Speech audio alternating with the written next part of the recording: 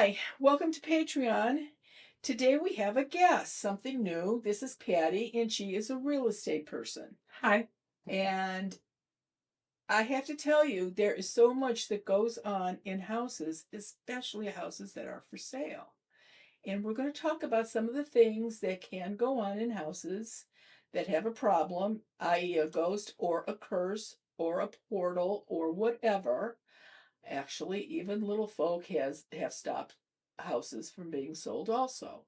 So we're going to try to touch each one, and without a shadow of a doubt, I'm sure you've probably run across some of these. How many years have you been doing this? 22. Oh, I'm sure you've seen at least I have. everything 3 or 4 times. Yes. Okay.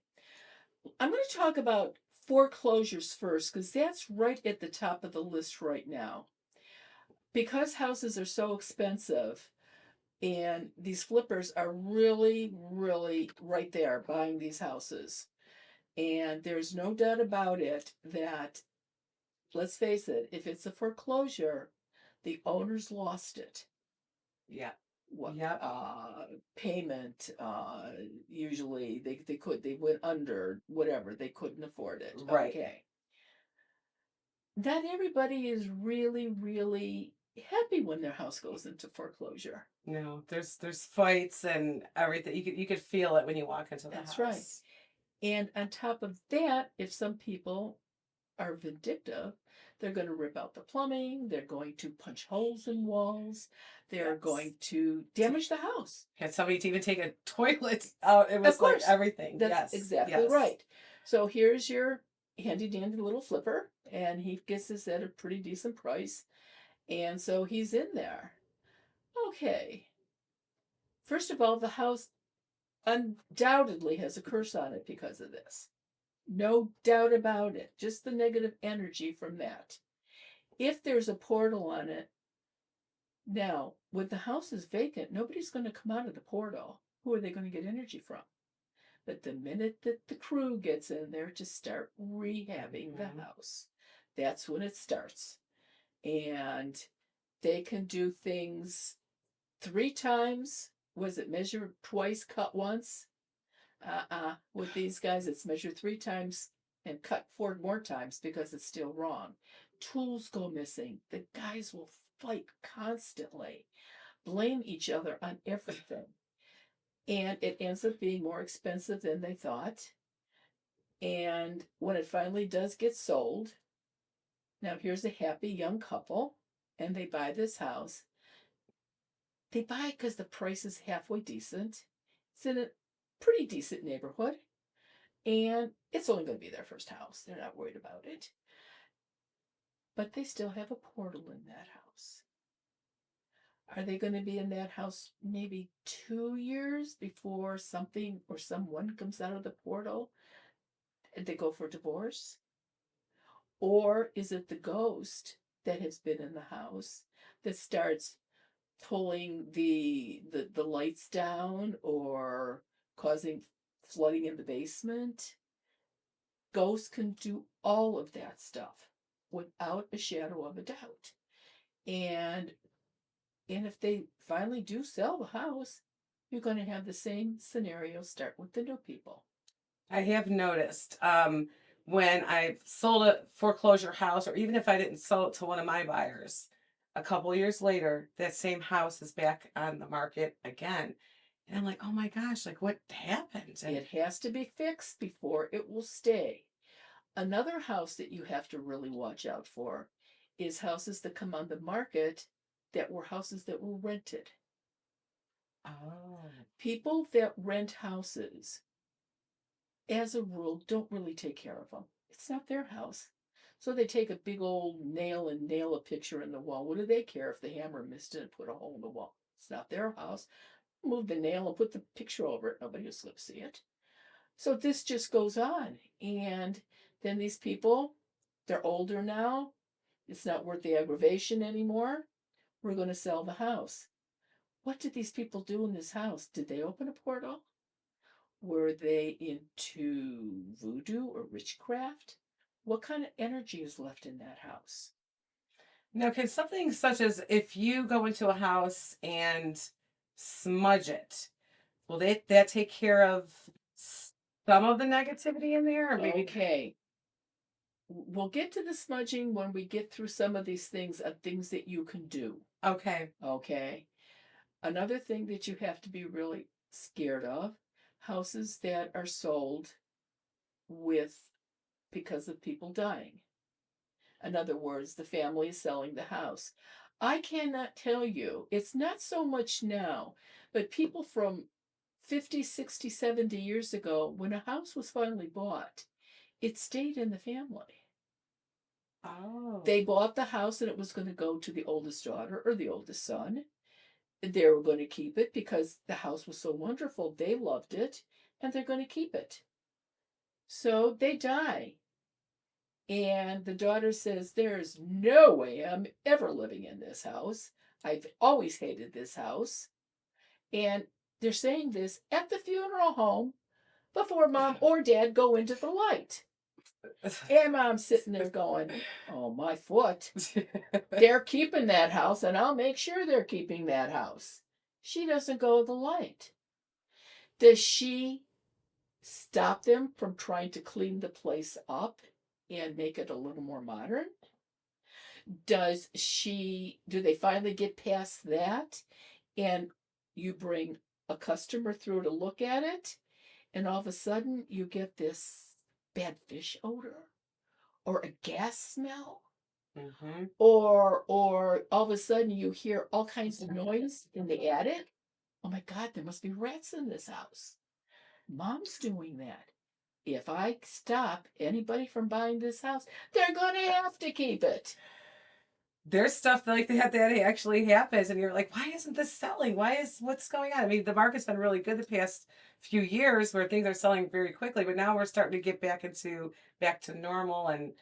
And these people that And bought these houses very quickly are going to be jumping out of those houses now if that stuff is going on. So if they've only been in that house 2 or 3 years, there's a reason. A young couple buys a beautiful house, gets it for a wonderful price. They're not in that house 7 months and they are fighting and fighting and fighting. All of a sudden, they're getting a divorce. The neighbor comes over and she says to the wife, she goes, wow, in the past 22 years, you're the 4th couple that's lived here that's gotten a divorce. Ring, ring, ring. There's a reason for that. Is it a ghost or is it just negative energy on the house? A curse. yeah. That's a possibility too. Any one of those things is going to stop a sale of a house. You have an open house. It was advertised. The house is perfect. It's priced right. It's in a great neighborhood. People are walking in the front door and running out the back door. What is stopping them? What do they say? If you can find a house that has 90% of what you want, buy it because you're never going to find a house with 100%. Right. Okay. This house can have 100%. But if you walk in that house and all of a sudden you get the creeps or you get chills running down your back, you're running out the back door. You are not going to buy that house. I always tell my buyers, you'll know that feeling. You'll know that the house is for you because you'll get that feeling. You'll love it. But and if you don't, but keep all of this in mind when you're taking clients through. It can be fixed. If they love the house that much, buy it. It can be fixed. There's nothing that goes on in a house that can't be fixed. And, you know, you guys can get into a lot of trouble because the homeowner that is trying to sell this house, who are they going to blame when the house doesn't sell? Oh, the realtor, of course. Of course it's going to be you. How many realtors bring something home with them from a house? Yeah. Or get cursed because you're not selling the house fast enough? That's not a really dangerous job as far as working in a hospital or an antique store or a dentist's office, but you're right up there. You can very easily bring something home with you from that kind of a situation because it's always going to be your fault. Yeah. And so what you need to do is this. You brought up smudging. Smudge sticks absolutely work. Smudge sticks are what Native American Indians use to get rid of unwanted spirits. It works like an incense stick. You light it, you blow it out, you go around the perimeter of every room in the house, you get smoke up in the attic space, you smoke up every closet, the crawl space, the attached garage. You get smoke anywhere an adult male could hide. And it has to look like an 80s bar. That's how much you have to smoke this place up. If nobody's living in the house, in other words, it's, the family already moved out, then I would say do it twice. In about a week to 10 days, do it 2 times. If nobody's been in the house for a while and it's just the negative energy, then you can go ahead and just do it once. That will remove some of the negative energy. Get When Go Speak, the book. The 13th chapter tells you how to remove negative energy off of a property. Anybody can do this. If you don't do it right, it didn't make it worse. So it's a total win-win. Exactly. And with the seller's permission, of course. And that was the next thing. You can't do it without their permission. Yes. And if they are at the end of their rope, they're probably going to say, go ahead and do it. Just remember with the smudging, make sure you have 2 or 3 days before it's shown, because this is going to leave a scent. Yes. And some people like it. Most people don't. So yeah, I found that too. It's a very unique odor. So you just, but the homeowner has to know what you're doing. I have had people, and real estate agents have told me, they've taken clients into a house, and the first thing they do, the client runs their fingers over the top of the door. To see if there's a Quincy. Yep. Fine, we'll see this house. I know it's a good house. Yep, there's no spirits in there if there's a Quincy there. That's right. Or negative energy. Yes. So that is why I tell people, get the seed. Oh, Lord, when you move, take it with you. Call me from your new house and you can put it up again. Right. But if those that forget, it's to your benefit. Yes. Because the house is going to go really easy. I'm going to have to check that when I go to the house.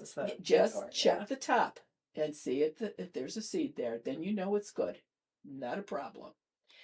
There's another thing that you can do, and I'm sure you know about the St. Joseph. St. Joseph. Hit them upside down. Okay. There's all different ways to do it. I have found that the best way to do it is get him upside down in the front yard with his face facing the street. Facing the street. Okay. I suggest when you bury him, just have to get it this high above with dirt. Doesn't have to be so many inches. Just get him in the ground. Put a rock on top of that. He's going to move. What do you mean he's going to move? They move in the ground. They will not be where you leave them. Oh, I didn't know that. Yeah, it happens pretty frequently. Really? Yeah, a lot of sellers can't find St. Joseph after their house sells. Yeah, how about That's that? why then. I never knew that. And you have to dig him up after the final paperwork is signed. So before it's actually closed and transferred? So once the final... No, when it gets transferred. That's when this gets dug up. Okay. Don't slam him in a junk drawer. Stick him on a windowsill. Give him to your sister that's going to sell the house. This is all fine and well, but it is not going to work if you don't say the prayer every day for 9 days. Okay. You miss 1 day, you start over. Okay. It's very important that this prayer is said. The homeowner can say it. If the homeowner gave you permission to put it in, you can say it. The best place to put this is on your bathroom mirror, so that you remember to do it when you're brushing your teeth in the morning. Okay. Because you are going to forget when Yes. to do this. Yeah, that's a good idea. And that's important. That is really, really important to do. What happens if you forget to dig them up and the seller moves on? Will that affect the house in any way? No, but it's not. Don't do that to St. Joseph. Okay, yes. That's the bottom line. Okay. Just that's the upbringing. The upbringing. Yep. Just don't Yep. put them. Remember St. Joe, yes. It was. This is a little side thing. I never knew about this, and a lady gave me a beautiful statue of about 8 inches tall. It was made out of. It was not plastic. It was like, I don't know, ceramic or something. And she said, "Here, take this," and she tells me what to do with it. Well, turns out her instructions were to put him in the backyard. Everybody has a different place. Yep. And so I said, "Oh my God, I feel like I'm creating, this is like a sin to put a holy ground upside down. You don't do this. Yes. My God, I know they're going to, get me out of the church here." And I said, "Well, can I put him in a jar at least so the dirt doesn't get on him?" She goes, "Yeah, I think that'd be okay." I said, "Okay." My daughter was home from college and she was out that night. We got home and it was dark. And I'm looking all over for a jar. I go in the refrigerator. There's a Warsaw pickle jar, Polish pickles. And there was only 2 pickles left in it. So I threw them out and I washed the jar out. And I stuck St. Joseph in the jar, capped him up, put it on the sink, and my husband, going to go, before I went to work in the morning, he's going to bury it. Okay. When we went to bed that night, my daughter was still out for the weekend with her friends. The next morning, Ted's gone to work. He's got St. Joe on the ground. I'm making the bed. My daughter walks into the bedroom and she goes, "Mom?" I said, "Yeah." She goes, "Why did you have Jesus in a pickle jar?" No, you put Jesus in their pants. I said, "It wasn't Jesus." She goes, "Who was that?" Oh gosh. "St. Joseph." She said, "Why?" And I said, "Well," she goes, "Oh, no, I don't want to know. Don't even bother to tell." Didn't sell the house. Didn't work. Because you didn't have him buried upside down in the Oh, he was prayer. upside down in the pickle jar in the backyard, though. Put it the wrong And I place. didn't know about the prayer. Ah, okay. Moved him to the front yard, said the prayer. I got to the prayer the 3rd day, and the house sold for $18,000 more than we were asking. That's awesome. Works. I had a seller by accident put Saint Francis in the ground by mistake. Oh, that'll take care of the animals. Yes, because he goes, "I finally figured out why this is years ago, why my house isn't selling." He's like, "I have the wrong saint in the ground." Somebody put Anthony in the ground too. That doesn't work either. St. Anthony's good when you lose something. Right. It's Yes. Tony, look around. Something's lost and must be found. And you find it pretty fast. Yep. He always comes through for me. Yeah, it works. It absolutely works. Here's another little thing. If you've got